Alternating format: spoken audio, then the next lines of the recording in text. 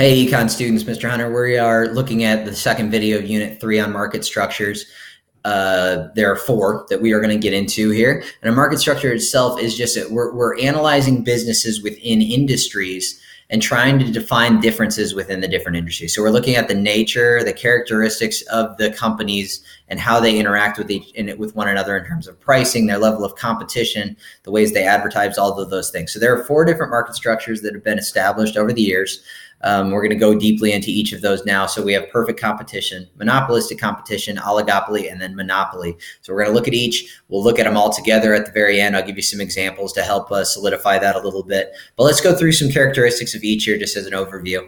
Now, perfect competition, this is a theoretical situation. We don't really see this in practice in the United States. It would be difficult to create this type of situation, but it's an ideal situation of competition in terms of creating the market setup. You have a large number of informed buyers. Okay, so they know what to expect in terms of pricing. They are knowledgeable that all the products are identical, and which is the next part. And then sellers offering the identical products. So buyers are aware of all of that. They know what price they should get. They know it's an identical product. So they're having to decide what to buy based on other factors. And a lot of sellers, many sellers. So that's the other characteristic. So individual businesses, since this is such a large pool of sellers, they have no influence over the price. They are actually what we refer to as price takers. If you take a look at the graph down here, a normal supply and demand created from the market for this good, equilibrium price is set. And since there's an equilibrium here at $15, an individual firm has no power to influence because they're too small within it. There might be 1,000 other companies. So you try to sell for 16 and you have an identical product and people know that, nobody's going to buy from you. So you have no power over price. That $15, that demand becomes your marginal revenue. That's how much money you're bringing in per unit that you sell. Now, this red line would represent our marginal cost. Notice that it increases as we produce more quantity, and that is because of diminishing marginal returns. We're not quite as efficient as we make more units. So slowly this number creeps up, and when the marginal cost is equal to the marginal revenue, we've already looked at that is our profit maximizing point. So in this scenario here, we know that we're not going to be able to charge more than $15. That's our price. And the quantity that we should offer to provide the proper amount to maximize profit will be 144. So you can use these tools to influence that in a perfect competition setup. Now, monopolistic competition is a little bit more real world. Same conditions as perfect competition. So informed buyers, sellers, many sellers. The only difference is that the products could be different. There's differentiation in the products. Now, this could be real. Like there could be actual differences in the products, but this could also just be perceived differences based on advertising or marketing. So buyers make the decision to buy based on more than just price and more than just what they get, more than just it being an identical product. They get to decide like this is a different product than this one, even though they're within the same industry. All right, so that's monopolistic competition. Oligopoly, you are looking at a few large sellers dominating the industry. Now, there's few enough sellers that they actually do have some impact on price.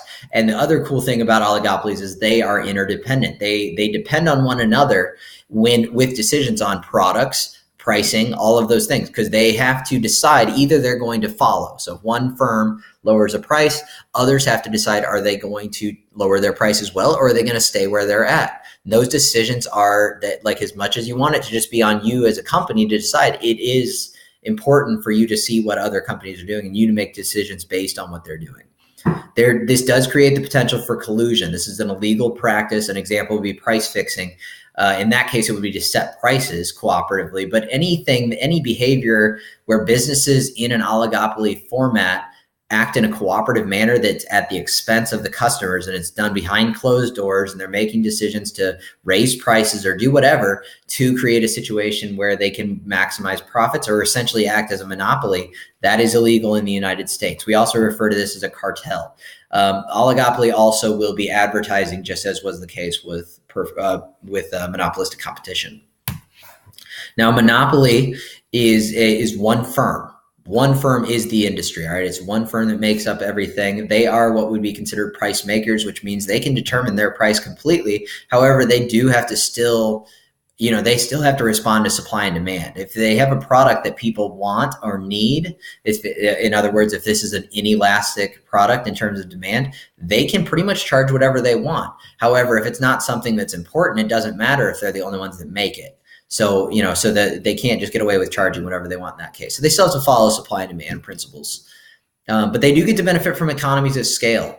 We've talked about this kind of in practice, maybe not with the actual term yet, but this is where economies of scale is where the costs begin to go down as production increases. So since you're a monopoly and you're working on a massive scale because you are the entire industry, you can really benefit from developing some practices that make you very, very profitable in terms of minimizing your costs.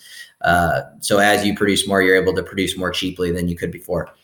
Now, in the United States, in practice, any firm that nears monopoly status, they're going to be broken up or regulated to create more competition. So we saw this all the way back, about 150 years ago with the steel, oil, railroad, banking. All those industries kind of broken up and allowed for more competition. AT&T in the 1970s had complete control over the telephone infrastructure, and they were broken up into smaller companies and regional companies instead. Microsoft had a pretty strong handle on the computer industry in the 90s, and we're not broken up by any means, but we're regulated to the point of creating opportunities for other businesses to get involved in the industry. But the other thing is that sometimes monopolies are desirable, and the United States allows them and encourages them. And they do this with utility companies a lot. So power, oil, gas, electric, water. They will create monopolies. So you only have one option for what you can use for like your electric service, but they're regulated to the point where they can't take full advantage of that price maker status.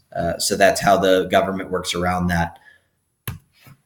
Now, let's get into some characteristics of these, and I'll try to get you some examples here at the end. But let's dive right in here. Looking at first number of firms in the industry. Perfect competition, you're looking at many. There's a lot of different firms here. Monopolistic competition, there's many firms, even thousands. Oligopoly, you're looking at probably, we don't have to put an actual number to it, but usually somewhere, in the ballpark of 3 companies to maybe 8, maybe 10. So there's just few companies in there. Remember that perfect competition, actually, I'll get into that with price. Never mind. In pure monopoly, you're just looking at one company. Let's jump across here to entry into the market. Perfect competition, monopolistic competition, both would be fairly easy. There's a lot of companies, a lot of going in and out of the industry. Oligopoly is going to be different because it's difficult because it's just a few firms that are in there. So to go and compete with those big players is going to be hard. And a pure monopoly is going to be almost impossible. They have some barrier to entry that's making it that no other company can compete with them. So, to just jump in and say, I'm going to compete with this monopoly is basically impossible. Now, in terms of influence over price, we talked a lot about this.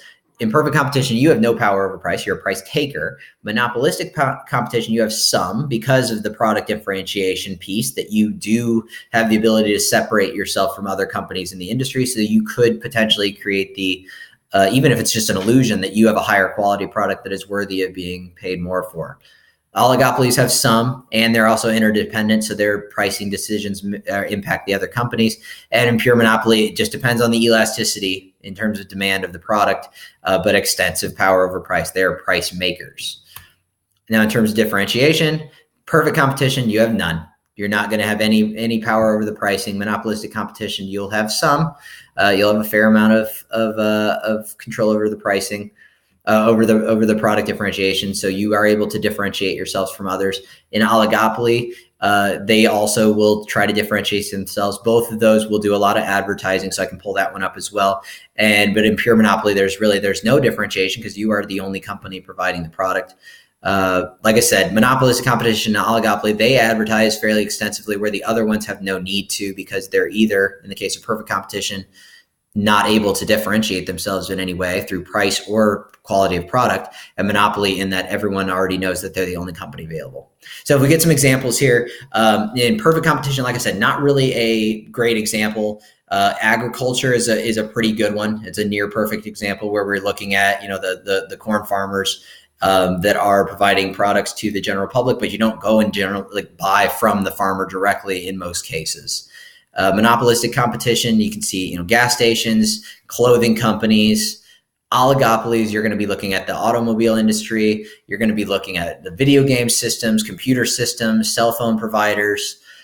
Pure monopoly, you're looking at nothing really right now except for those utility